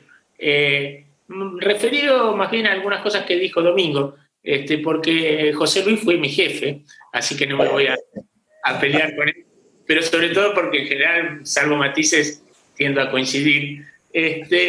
No, yo con respecto a algunas cosas que vos dijiste, me gustó mucho tu aclaración de que yo la sabía, pero que no está claro en general, sobre que vos tenías en mente un régimen donde el peso iba a flotar y no iba a quedar fijo eternamente con relación al dólar, y que en algún momento se podía salir. Yo creo que después de la crisis del tequila y con la reelección de Menem y con muy poca deuda en dólares, tanto privada como pública, había algunas condiciones, pero bueno, ahí es que entra la política, ¿no? Y la reelección y etcétera. Ahora, ese era un comentario importante, pero el otro más relevante es, yo coincido con vos en esta idea de lo que planteaste de Perú, Uruguay, algún otro país en la región donde coexisten en flotación las dos monedas y donde uno puede canalizar el ahorro de los nacionales que está en dólares a la inversión en el país. Ahora, cuando vos entraste en la convertibilidad, eso inevitablemente te llevó a ciertas rigideces que por distintas circunstancias, independientemente de lo que vos pensaras, y que Perú y Bolivia y algunos otros países que atravesaron por situaciones de hiperinflación no pasaron porque superaron esas hiperinflaciones sin adoptar un régimen de convertibilidad con el dólar. Entonces, vos dijiste en algún momento que tenías la convicción de que en Argentina eso no era posible. Esos países estaban en situaciones tan dramáticas como la Argentina en esos momentos y fueron por otro camino. Me gustaría una reflexión tuya con respecto a eso. Y la última es que yo creo que en condiciones de flotación, pero con autorización para hacer todo tipo de transacciones en dólares, no solo los créditos hipotecarios deberían estar limitados, sino también todo tipo de endeudamiento productivo y general de sectores que no reciben dólares, o sea, que no exportan o que no son transables y cuyas fuentes de ingresos no son dolarizadas. Pero bueno, ese es un comentario. Gracias. Nada más. Un momentito, Domingo, antes de responder. Facundo, ¿estás ahí? Facundo quería hacer una pregunta. Bueno, adelante, Facundo. Así después contestás, Domingo. ¿Contesto? Creo que Facundo se fue. No, acá estoy. Cuando palabra era porque veía muy... ¿Se me escucha? ¿Puedes acercarte al micrófono, Facundo? Acércate al micrófono. A ver, ahora. Sí, perfecto. Ahora mejor, bueno. No. Cuando pedí la palabra era porque quería sacarlos un poquito de la historia. Yo entiendo que cuando hay protagonistas tan importantes como dos exministros de Economía y presidente del Banco Central, todos estamos atraídos a preguntarles cosas que tienen que ver con situaciones que se vivieron, pero me parece que era pedir la palabra para que tratáramos de volver al momento actual, porque me parece que en la economía en general hay un consenso interesante, inclusive la última acotación que ha hecho Guillermo, corrigiendo o procurando hacer una observación sobre la propuesta de Cavallo de un tipo de cambio para las transacciones comerciales y libertad para que funcione el dólar en las otras. Me parece que son caminos que conversando se logran consensos y la economía puede lograr consensos. El problema que yo veo más grave es que hoy el problema central es, contrariamente a lo que decía Clinton, que es la economía estúpido, yo creo que hoy en la Argentina es la política estúpido. Yo creo que hay un consenso general en la economía y hay un problema muy serio en la política que está enturbiando todo. Y bueno, es una observación que quería hacer más que un comentario y un reclamo de que volvamos a mirar hacia adelante lo que está pasando y dejemos para otra oportunidad el profundizar los detalles de las respectivas gestiones.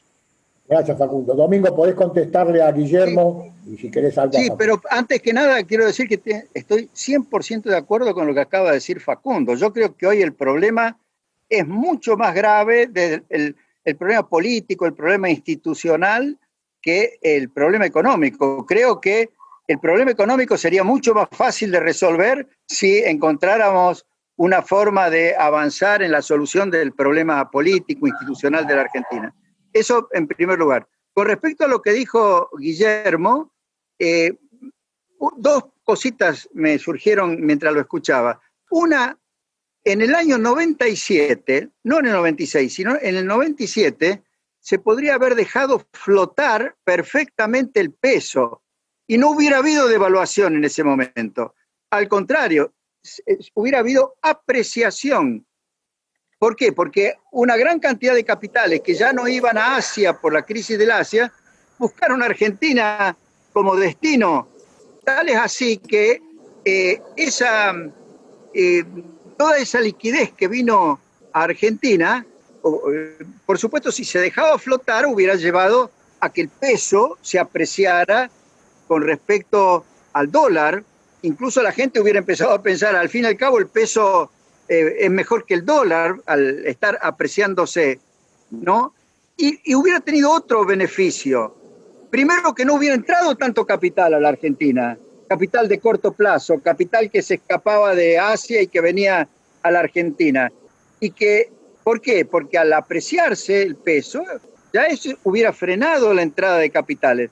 Lamentablemente, esa entrada de capitales del 97 le creó tanta liquidez a los bancos que los bancos estaban desesperados por ver quién le tomaba préstamos. Y ahí aparecieron las provincias, empezando por la provincia de Buenos Aires, pero también las otras provincias, porque Menem las autorizó a que utilizaran los fondos de coparticipación como garantía de los préstamos bancarios en su competencia por la reelección con Duhalde. Y bueno, y ahí nació el problema del endeudamiento de las provincias con el sistema bancario. Después, por supuesto, ya flotando, el peso se hubiera devaluado cuando Brasil devaluó, tal como lo señaló Humberto Bonanata, si hubiera estado flotando. Pero ya como salta el tipo de cambio en las economías con tipo de cambio flotante, y eso no hubiera significado la quiebra de ningún contrato, ¿no? Yo creo que falló. ¿Aquí qué ocurrió? Ahí Menem, en el año 97, estuvo mal asesorado. Pou y Roque Fernández en realidad no querían avanzar hacia un régimen bimonetario como el que yo había imaginado, sino que ellos pensaban que la solución de la economía argentina era la dolarización completa. Y entonces, y por supuesto, en ese momento, los exportadores no querían que se dejara flotar, porque el peso se hubiera apreciado, y era lo contrario a lo que ellos en realidad deseaban para resolver o para estimular las exportaciones. En fin, yo creo que el tema, es cierto que el 97 hubiera sido el momento para ir a la flotación, lo cual significa no abandonar la convertibilidad, sino permitir que funcione una convertibilidad con un sistema bimonetario bien diseñado.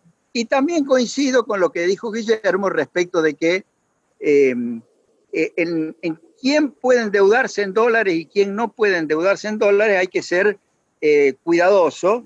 En ese sentido, hay que mirar la experiencia de Perú. Perú lo tiene muy bien reglamentado. Claro que tiene un presidente del Banco Central, Velarde, que hace como 20 años que es presidente del Banco Central y que ha aprendido a manejar la política monetaria de una manera ejemplar.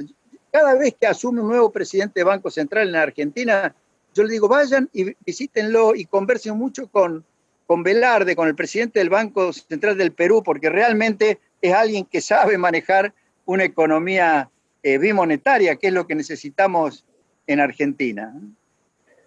José Luis, ¿tenés algo que agregar? Sí, adelante. Muy breve. Uno es que lo que dice Facundo, que es un problema de la política. Sí, yo lo dije antes, ¿no? Dije, por lo menos lo que tiene que pasar es que quede claro que las dos figuras relevantes, el presidente y la vicepresidenta, están totalmente de acuerdo, que haya un plan del presidente y que la vicepresidenta diga, estoy absolutamente de acuerdo con este programa. Digamos, para empezar, sin eso es imposible restablecer ninguna confianza en la política, con las dudas que hay. Segundo, yo creo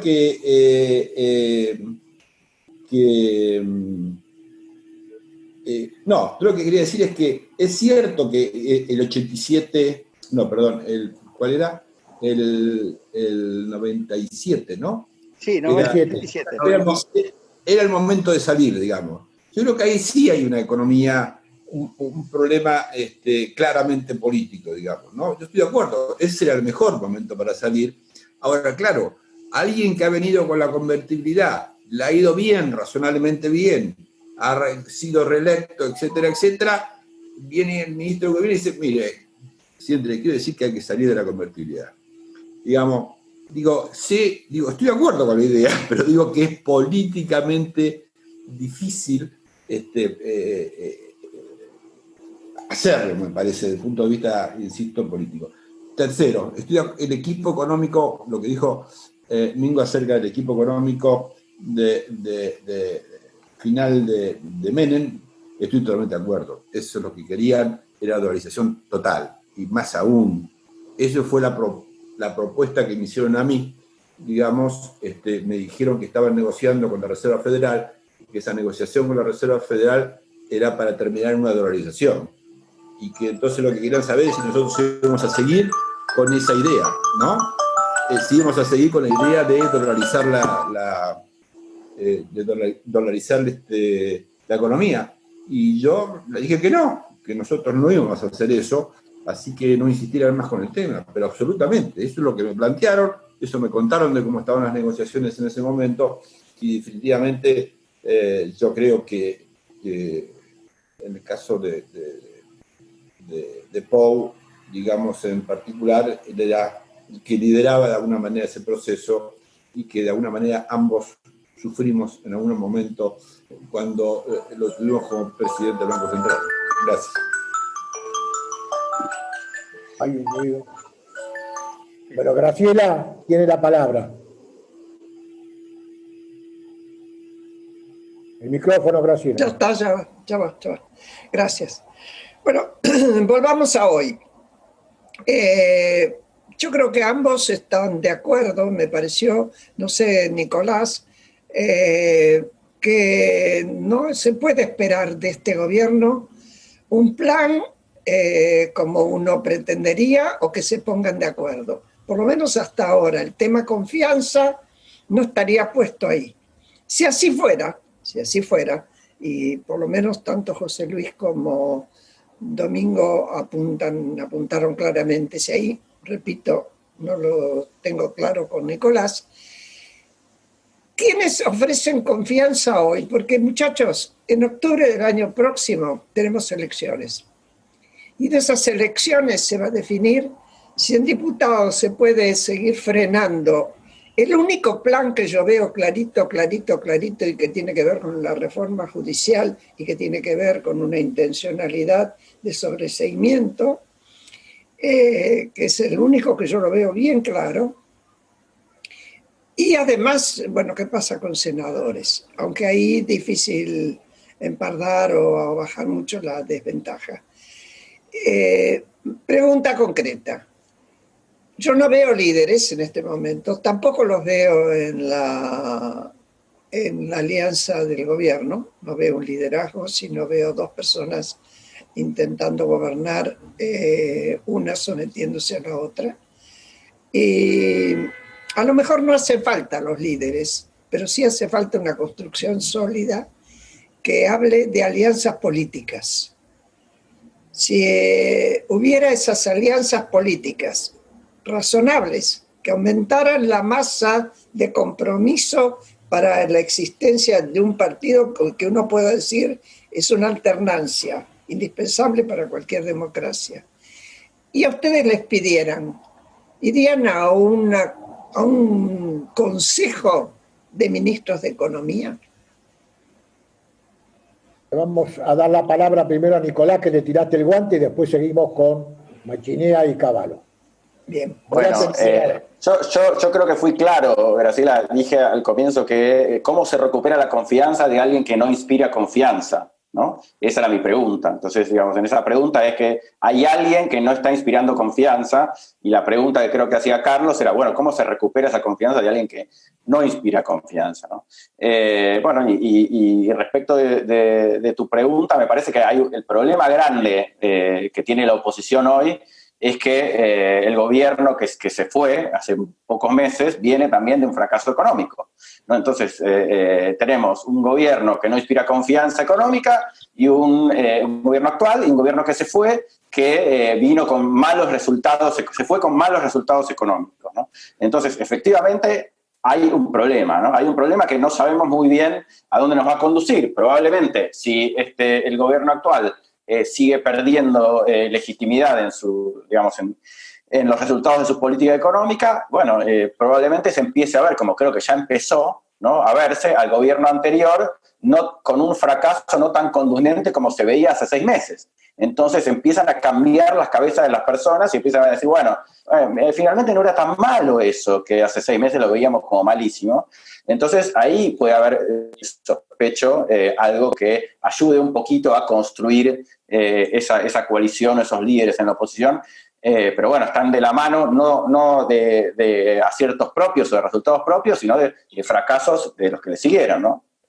José Luis, te da 1 minuto y 1 minuto para Domingo y cerramos. Sí. No, digo, estoy de acuerdo, hay ausencia, como decía Graciela, de líderes definitivamente. Creo que es un problema del mundo, ¿no?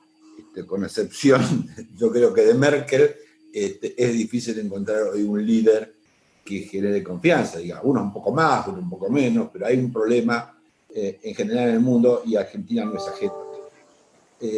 Y respecto al tema de la pregunta de la serie específica sobre el Consejo de Ministros, desde ya,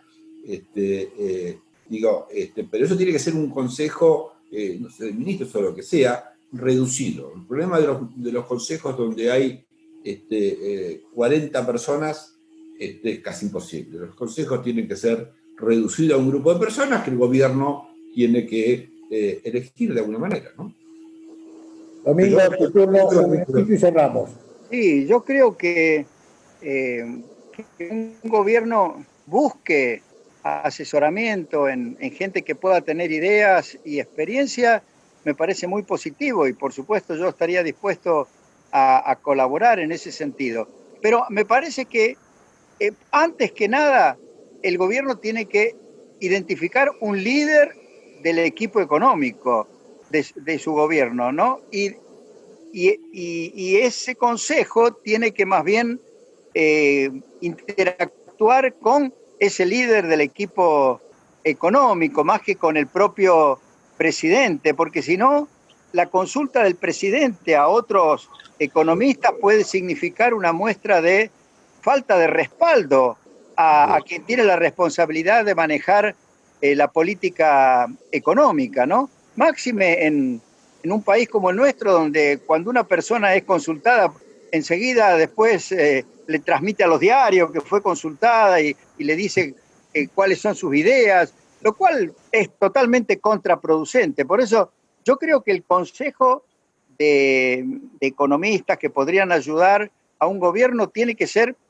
para, digamos, aportar ideas y discutir con un líder del equipo económico que aparezca como respaldado por el gobierno, ¿no? Podría ser Guzmán ese líder, bueno, pero antes que nada lo tendrían que investir de la autoridad y darle la capacidad de controlar a todos los resortes de la economía y, por supuesto, incluido el Banco Central, porque toda la idea del Banco Central independiente es una idea muy buena desde el punto de vista institucional para una economía bien organizada, pero una economía que se tiene que reorganizar totalmente como Argentina, el Banco Central es un ingrediente fundamental del equipo económico y tiene que actuar en total armonía y tiene que responder al liderazgo de quien sea el jefe del equipo económico. Gracias. Con esto vamos por finalizar la reunión. Graciela, ¿podés decir las palabras de cierre? Sí. Adelante. Gracias. Gracias. Primero que nada, agradezco a los que hicieron con mucho esfuerzo posible esta reunión dentro del CPA, tanto Tito como Ricardo, que trabajaron para eso. Desde luego, a Domingo Cavallo y a Nicolás Cherny, que vienen de afuera, más que nada, aunque ya saben, están invitados a venir al CPA cuando quieran, y a nuestro amigo también, José Luis Machineo. Muchas gracias. Entiendo que tener dos ministros que lo fueron en épocas tan críticas, cuando no, de la Argentina, es muy atractivo y muy atrapante para quedarse en la historia. Perdonen, pero mi urgencia de edad hace que esté siempre pensando en el aquí, ahora y mañana. No me queda mucho tiempo como para regodearme en la historia y nada más. Gracias, un abrazo y hasta siempre. Muy bien. Gracias. Muchas gracias. Gracias. Gracias. Un gustazo. A Ismael, viste, ¿no? No, no lo vi. Muchas gracias. Gracias, Domingo. Gracias a ustedes por la invitación. Gracias. Muchas gracias, Ricardo. Graciela, por Gracias, Graciela. haber asistido a esta reunión. No, yo vengo siempre, soy muy cumplidora, Domingo. Muy bien. Muy soy bien. vigilante, soy vigilante. Con José Luis y con Nicolás. Desmutiemos y aplaudámonos. Sí. Abran los micrófonos y un aplausito. Y aplaudamos. Seamos generosos con nosotros. Sí. Muy bien. Bueno, gracias.